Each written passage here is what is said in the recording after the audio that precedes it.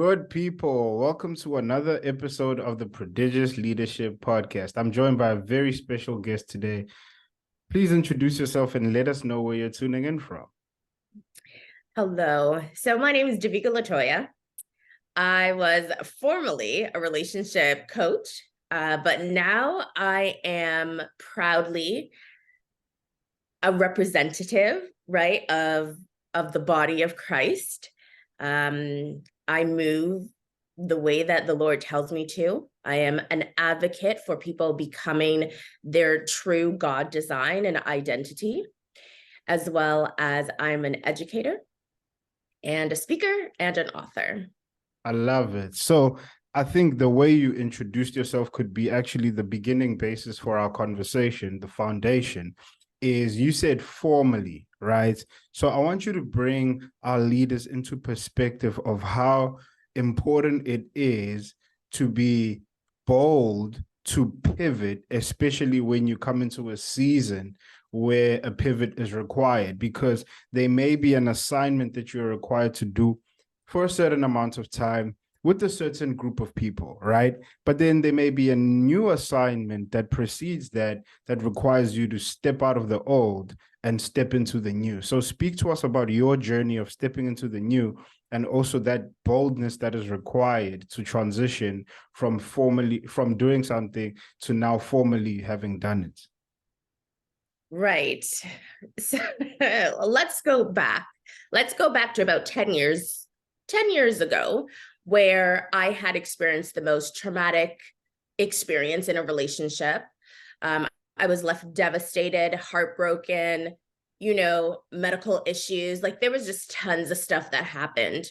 And that was actually the introduction for the Lord to really show up in a way that I've never seen him show up for me before. And it required just a level of vulnerability and intimacy with him. And because I was already broken, already hit rock bottom, it was easy to do so because I knew within myself that I could not elevate from the position that I was at. So that now journey of that transformation, the healing from heartbreak, took me about 4 years. It was a 4-year journey. Some people think that, after heartbreak, you're just like instantly healed. But it does require a process. And the process that the Lord was taking me through looked like me recognizing who he has called me to be. And from that, I began to share my story of, all of the wild things that I did in close proximity to the Holy Spirit, right? Like not wearing makeup, getting rid of my hair extensions, really just being comfortable within my own skin. And from that, speaking and just sharing my story with other women to encourage them that, yes, you may have gone through a divorce, a breakup, experienced heartbreak at a level that you've never experienced before, but it is not the end of your story. It is actually the beginning. It is the invitation for the Lord to walk you through now a season that is going to require a level of intimacy that you've never experienced before. And so from that, talking about relationships just made me feel just filled, I am an avid reader. So I would read, I signed up for courses, and I got as much information and revelation that I could. And I packaged that into a coaching program. And through there, I was able to see, individuals kind of grow relationally. And I talked about the different types of relationships that we have as people. And I also talked about how you can remain healthy in a relationship, And so just a couple years ago, I would say there was a pivot, there was a switch. And I remember I heard someone say that God always gives you a period of grace. And that is your invitation, which is going to require a level of discernment to know it's time to close shop. And so when you've passed that period of grace, the things that you used to do feel uncomfortable, you're irritable, you're tired, you don't commit at the same level as you did when there was that level of enthusiasm. And I knew that I was getting to that place. And so the last 6 months, really, there just has been just lots of shaking up. And I, have a conference that I hosted. And when I tell you, every time I try to put this together, it just fell apart. Nothing was working out. And so I recognized that this was the end. And I had to be comfortable with ending what I have built. And so in my time of just prayer and fasting, did the Lord then reveal to me that this is now the end. And anything that you do in this business moving forward is going to be built on you. That means it's going to have to be sustained by you.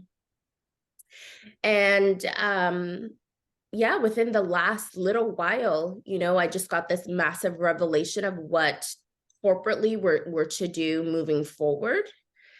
And I'm ready. I'm ready. I love it. So now I want us to get into, because you and I have had this conversation about how people think starting is great, and it is, right? And starting and beginning something is great. It requires faith to do so. The average person doesn't start anything. So, but now the average person doesn't finish anything either.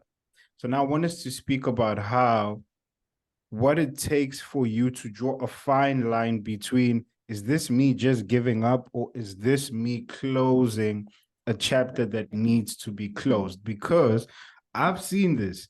A lot of people start certain things and they reach a place where the grace period has ended. It's like, you've served this well, you've served the cause well, you've served these people well. And this can be overwhelming to leaders as well, because if I've started something and it's not working out the way I, probably visualized it to work out, or it did work out, and maybe just it's time for the chapter to close out, but I feel like I'm giving up. So how do I draw a line between, no, this is not me giving up, this is me moving into what is supposed to be?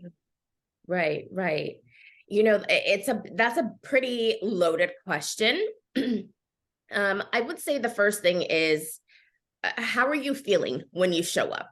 Are you irritable? Are you frustrated? It's funny because there's a colleague that I work with, and I'm just now new in this new school that I work at.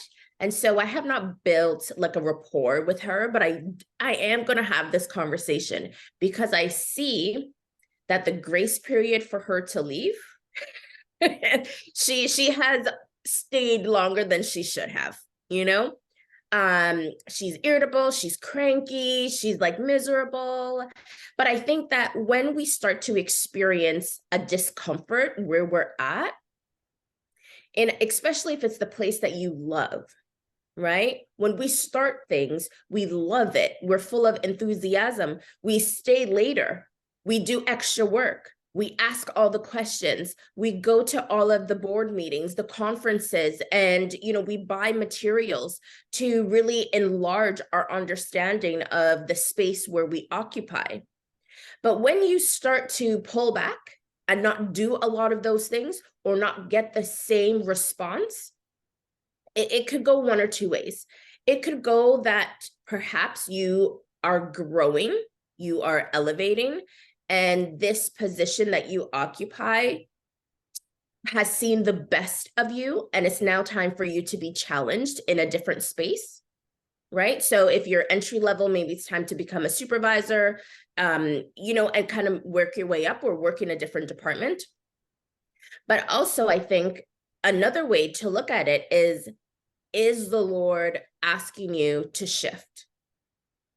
And there was a speaker that I heard, and she had said, when the devil or when the enemy is giving you instructions, it's a push. When you feel that urge, like, I just got to get out, and you make these fast, irrational decisions, more than likely, it is not from the Lord, right? But when it is from the Lord, It is a pull. There is a grace. There is a leading. There is curiosity, right? There is, hey, where are you going? Oh, I see this. I see this. And you begin to take one step after the next. So it's almost as, yes, you are leaving, you're closing down one thing, but the Lord is just gradually moving you into the next. I don't believe that the Lord leaves us blinded, right? Yeah. We are the ones who are supposed to walk blinded, not him. Mm. Right? It is now going to require a level of faith. It's going to require a level of just boldness and trust to know that his plans for us are great and the path that he makes for us is straight. His plans for us are great. The path he makes for us is straight. And that's so important because you always want the path to be straight because you don't want to go into territory where you're not called to go into. And that's why we built this platform for leaders to understand which sphere of influence they're called to occupy and and unearth the certain personal leadership principles and capacity within them that they need to go into that sphere of influence. And I love how you've stated that you're in the educational sphere, which is dealing with the minds of our future leaders and the future generation. And that itself is pioneering a path whereby you're going into territory that may have been contaminated by certain people with the wrong principles. And you have to go into there and undo and go into there and contribute and go into there and plant. But you have to be assigned to the right voices. And I want us to speak about how it's important to identify the right people that are called for the path that you're going into, especially in distinction from the path that you may have been into. May be different people now that may have to be required to speak into your life, speak into your ear, speak into your heart for this particular journey that you're pursuing. Speak to us about that. So I want to go to what you just said. You described certain functions, right? You talked about the dismantling, the pioneering. And I think that is so vital. It is so important, okay? Because if you don't know how God has designed you, you are going to miss that. When you said what you said, I'm like, I know. Because my function is apostolic. So when I am in my career, my function allows me to do certain things and I do not get fatigued.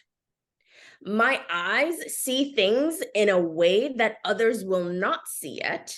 Because, I mean, there's administrators in education, there are evangelists, there are shepherds, we're all different functions. We're all called differently and accordingly, right? But when you don't know who you are and how God has created and designed you to be, you're going to now look at, let's say, education at Miss Jones, and you're going to say, wow, her classroom looks so beautiful. You know, I'm going to add some bows and do all of these things. And it's not you. You're going to look at Mr. Smith and you're going to be like, wow, you know, he's really like disciplined. Like he's got these kids on, you know, just a level of respect that is admirable. And so you're going to, you know, speak to students in a way that may not be comfortable to you. And that is super important as leaders, not only to allow for our education background to support us in the field, but to also see the way that God has designed us in function and how we are to move in those positions in the field, right? With me, I work with a certain specific group of students because my function allows me to. Chaos, I can manage, right? When things are so prim and proper, I don't know what to do because there's nothing to disrupt. Do you get what I'm saying? Right? So I would say that, at least for me in these last couple of months, the Lord has taught me on just ministry level is ending well, and what that looks like. And am I courageous enough to accept? Am I obedient enough to accept? And am I bold enough to accept? And when we end well, like ending is also ending is an invitation, right? If you look at John the Baptist, he did works that we have not read about ever since, right? This man was out in the fields, just wild, right? Mm-hmm. But he was in his full function. And when he got arrested and Jesus came on the scene, he began to question himself and question what he's been doing, questioned his belief. He questioned everything because he was now in a different environment. And if he recognized that the ending was also an invitation, maybe he would have had an experience like Paul did in the jail cell. Mm-hmm. Right? The ending is not bad. And I don't know about you, but I want to hear, well done, my good and faithful servant, like here. I want to hear, well done. And it allows you to look at things like, wow, you know what? I'm actually going to do my very best. I'm going to excel. I'm going to do excellent work for the Lord, because when he says it is time to close shop, I want to be like, yes, I know that I did good.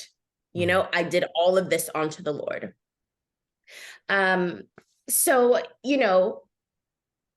as we move forward, to, accepting the invitation of closing off from an old season, we got to recognize that, how should I say, in certain seasons, the Lord, he sends out his prophets to reveal what he's doing next, right? And so if you hear from the prophets, they are talking and saying various things, but it's all in unison to we are moving into a new season. Like, we're actually here in the new that we've all been praying about and talking about since the beginning of 2020, 2021. We're now in it. And where the Lord has brought me was to Habakkuk 2. And we all know that passage where it talks about write the vision and make it plain. But then it also says that a herald will come alongside and bring it to the expected end, or, the expected time. That herald will bring the vision to pass. And I had to research, what is a herald? What do they do? Who are they? And through research, I found that heralds are actually appointed by the kingdom. You can't sign up for this job. The kingdom picks you. And when the kingdom picks you, you now carry a level of authority to bring things into season, to bring things, echo announcements, you move things along. That is the job of the herald, basically to move things along. Yeah. And so, if you watch those old time movies, you always hear that person like ringing the bell, heary, the king is coming, right? That is their job. So heralds in this season, they're going to be people who do not fit your aesthetics. They're not going to look like you. They are not going to talk like you. They could care less what you've been through. Why? Because they are on assignment. They have been appointed and anointed to echo a coming. And so these individuals are going to come alongside of you and say, okay, the Lord told me that you are to be over here. Or, let's bring it down to the natural sense, right? This might be your supervisor saying, John, I need you to be promoted. There's going to be a job opportunity coming in this department, and I believe that you were the right person for that job. So that person is going to go forward and say, listen, John is the man, right? Suzanne is the woman. They need to be in this position. And these individuals, these heralds, are going to make it loud, and they're going to make you known. And as a result, we also relationally need to be mindful that these are not going to be individuals that are going to be our lifetime best friends, right? They're going to come into our lives for a season, to do a specific thing, and then they're going to leave. But it's really important that we treat these people with respect and to honor them. To honor them in our lives. Yeah. I love that. Respect and honor.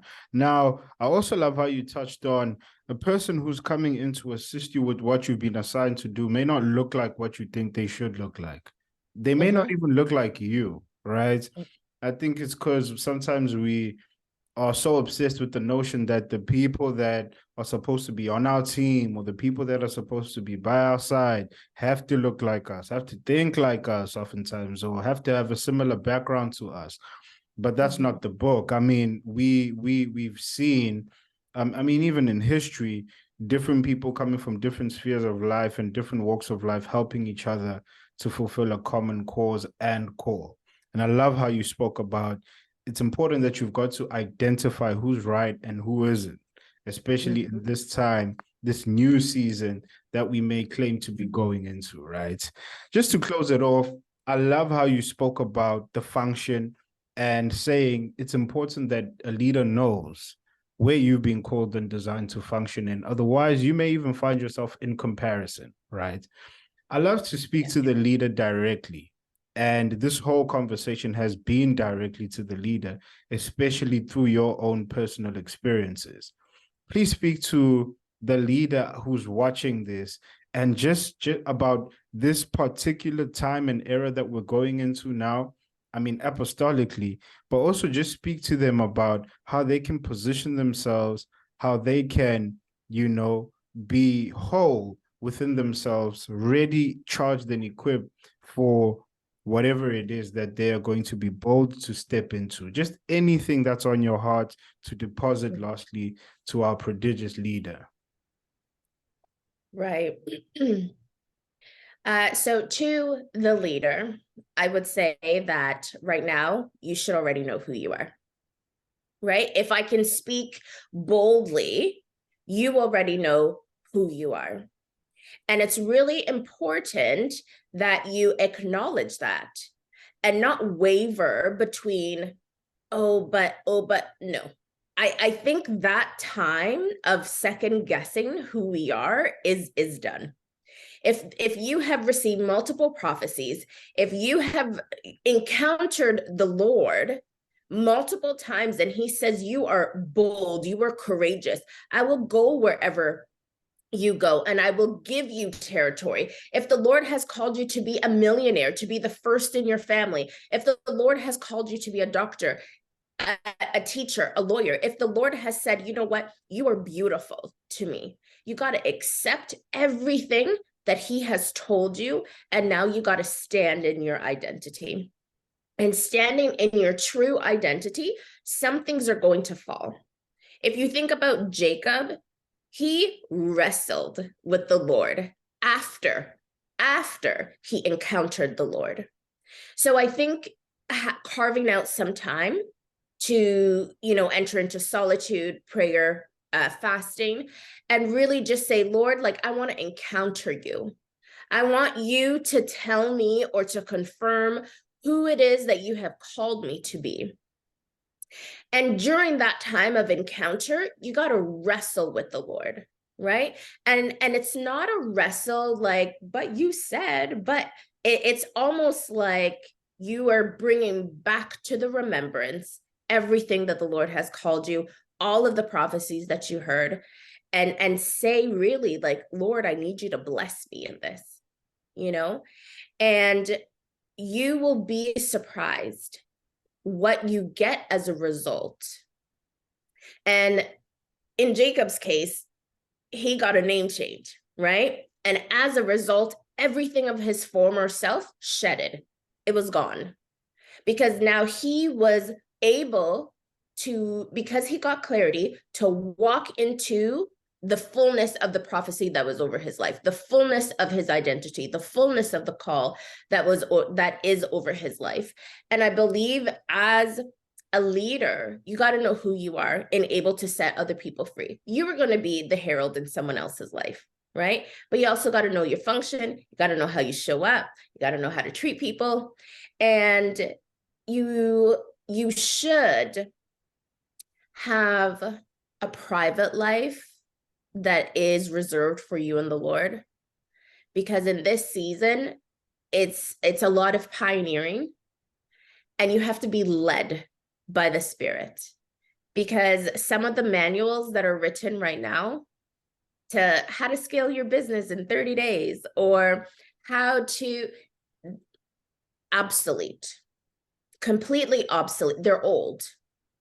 They are old. You got to look at it and say, well, if the Lord is making me new, then everything about me is going to be new. And you got to accept that. So you got to close off all of the old things, all of the old teachings. And through your privacy or your private time with the Lord, allow him to, give you revelation so that you can navigate these new spaces as your full self, right? So I think really that's what I'm going to leave with you is almost like that clerical call, right? So consider me the herald right now. Mm-hmm. And well, right? And well, whatever things you need to close it off and spend time with the Lord so that he can share with you and position you so that you can do well in this new season.